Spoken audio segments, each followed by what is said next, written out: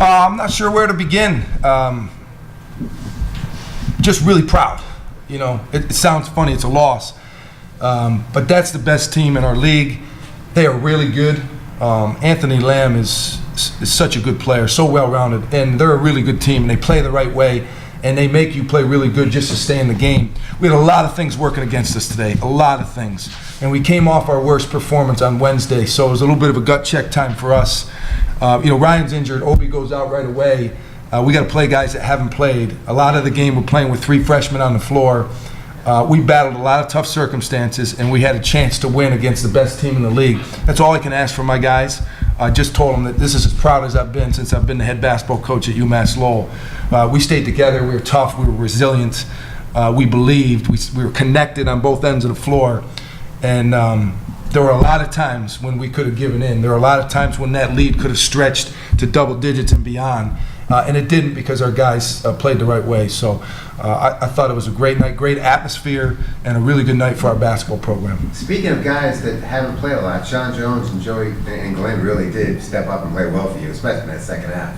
They're fantastic, and that's really hard to do when you're not in a rhythm. You don't know if you're going to play. And Sean has given us that lift before, and so has Joey. And I've told both of those guys I still have confidence in them.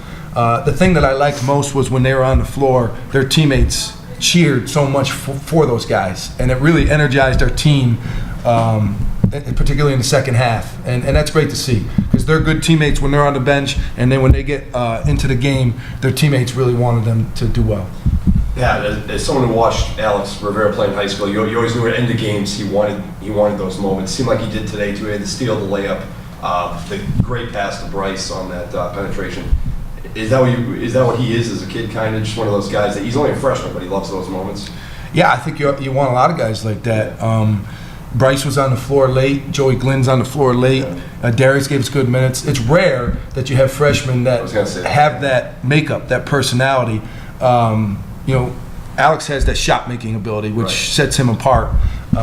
Believes in himself, not afraid of the moment. Right. We got great contributions from all those freshmen tonight. Josh, how difficult is Mr. Lamb? Yeah, he's really good. I don't know. When you're going against him, you got to play every play, and you got to be tough and stay in front of him because he can, like Coach Duquette said. He's very well-rounded, so he was tough to guard.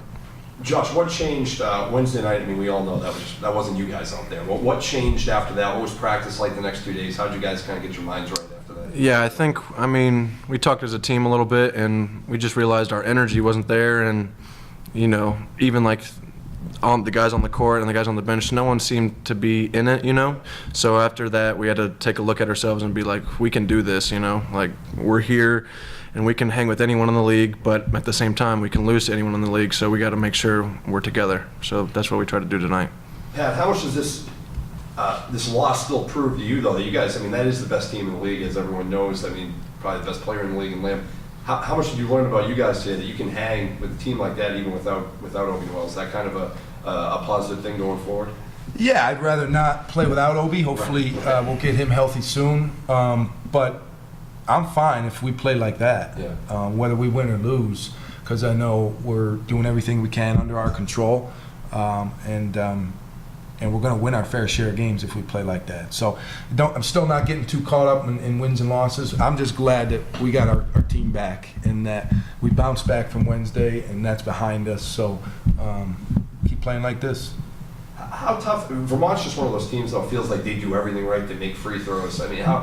How frustrating can that be, to play a team like that, where it just seems you're always kind of almost climbing that uphill battle, no matter what happens? Yeah, the margin's really thin, and if you make a mistake, it's gonna cost you.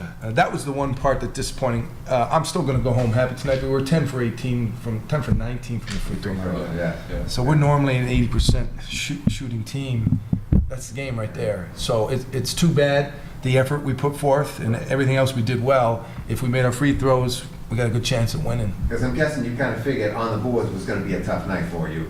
But like you say, if the free throw shooting had been better, it could have made up for some of the issues that you may have had getting boards and being able to go the other way? Yeah, it's a one-possession game. I still think a lot of those rebounds, some of them are out of our control. I mean, they're more athletic than us at a number of spots. They're just jumping over us. So that's not under our control, but the free throw shooting is. Coach, with such Yeah. a young core, what were you telling them with the final minutes? Because the song was going crazy, but again, the young core, they might not be in this moment so far.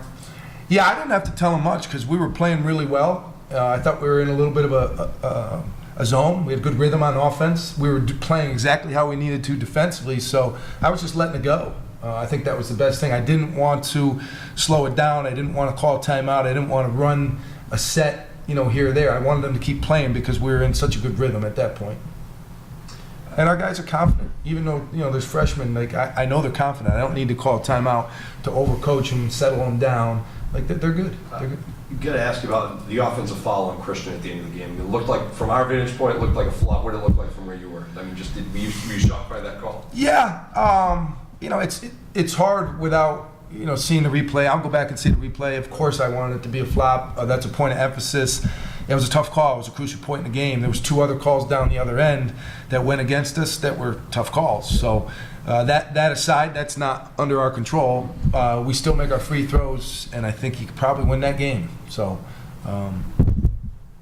we move on. Move on to UNH. What's up? Thanks guys.